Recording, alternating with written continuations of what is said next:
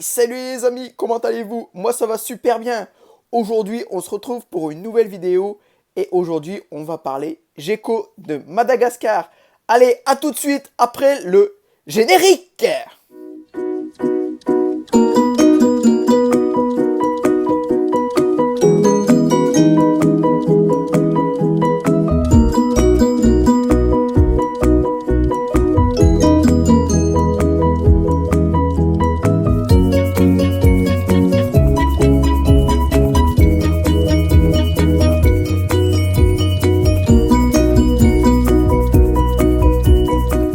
C'est bon, vous êtes prêts les amis? Moi aussi. Bon bah allez, c'est parti. Donc déjà, son nom latin est le Phelsuma madagascarensis grandis. Tout simplement le gecko géant de Madagascar.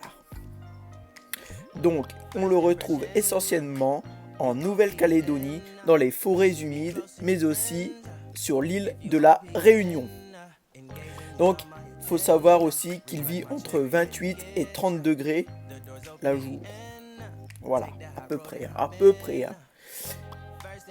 Donc moi, dans mon terrarium, ce que j'ai fait, c'est que j'ai mis une ampoule chauffante et je l'ai réglée à 30 degrés. Comme ça, il a ses 30 degrés. Et au point froid, il a 25 degrés.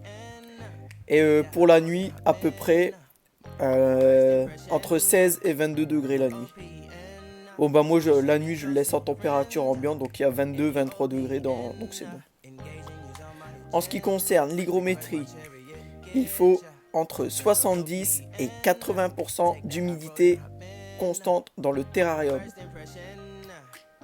Donc moi ce que j'ai fait c'est que j'ai un hygromètre et je l'ai réglé à 80% d'humidité. Et dès que ça descend, bah hop, j'ai le brumisateur qui se met en route, tout simplement pour remonter le taux d'humidité. Ensuite, bon vous m'excusez si je regarde par là, c'est que je regarde mes notes. Voilà, tout simplement. Donc faut savoir aussi que cette espèce est diurne et arboricole. Donc dans votre terrarium, d'ailleurs qui se trouve ici, vous le voyez là. Enfin, avec la caméra c'est pas évident, il est, enfin ouais voilà, il est là. Voilà. Donc dans votre terrarium, il faudra mettre des branches, du feuillage, plein de plantes, tout simplement pour qu'ils puissent grimper un peu partout. Voilà. Donc il faut savoir aussi que sur le terrarium, il faudra mettre une ampoule UVB. Donc une ampoule en 5.0, ça suffit amplement. N'allez pas mettre du 10.0. Du 10.0, c'est tout simplement pour les espèces désertiques. Donc pour le Phelsuma, un 5.0 suffit amplement. Voilà. Donc la longévité, c'est à peu près entre 12 et 15 ans en captivité à peu près. Un autre point également qu'il faut savoir les amis, c'est comme la plupart des geckos, le gecko de Madagascar pratique également l'autotomie. C'est-à-dire qu'en cas de... quand il se sent menacé ou quoi que ce soit, il peut faire l'autotomie de sa queue, mais également, ce qui est très rare aussi également, c'est l'autotomie de certaines parties du corps. Donc c'est pour ça qu'en captivité, il est vachement déconseillé de manipuler ce gecko. Après, tout gecko a son comportement. Si vous voyez que votre gecko, il vient sur vous, etc., bah là, il n'y a pas de souci. Il va être habitué à vous, il va pas se sentir menacé, il va pas faire d'autotomie. Tout simplement, les amis.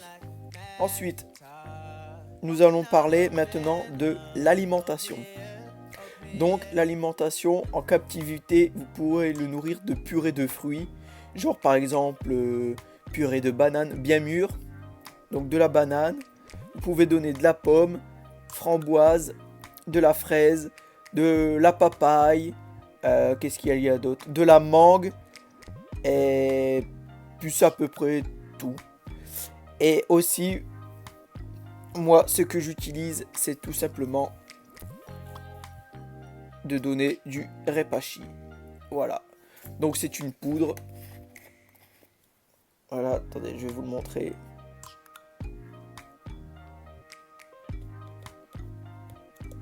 Si ça veut bien, voilà. Donc c'est tout simplement une poudre comme celle-ci que vous diluez dans l'eau et ça fait une compote. Donc j'ai celui-ci, le Repashy Superfood Crested Gecko. Voilà. Et j'ai également celui-ci, le Repashy Superfood Banana Cream Pea. Donc ça c'est à base de banane. Par contre celui-là, il en est pas trop fan, il mange pas trop. Et celui-là par contre il en raffole. Voilà.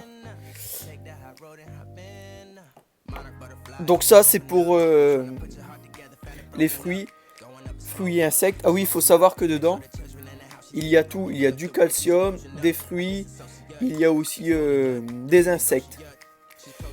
Et vous pouvez également donner des insectes vivants.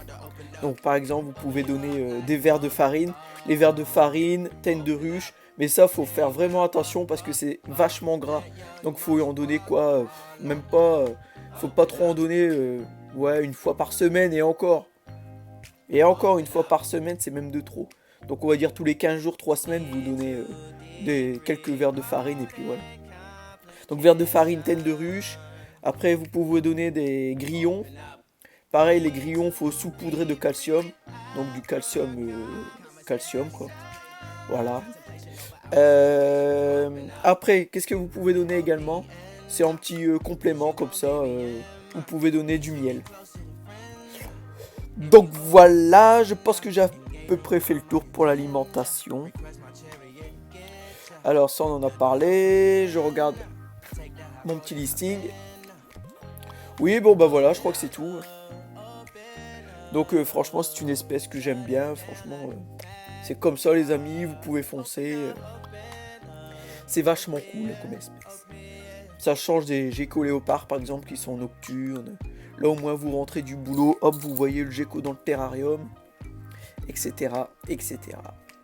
Bon bah voilà les amis, c'est tout pour cette vidéo. J'espère qu'elle vous aura plu. N'oubliez pas de lâcher le petit pouce bleu, de vous abonner. Et je vous dis ciao baba.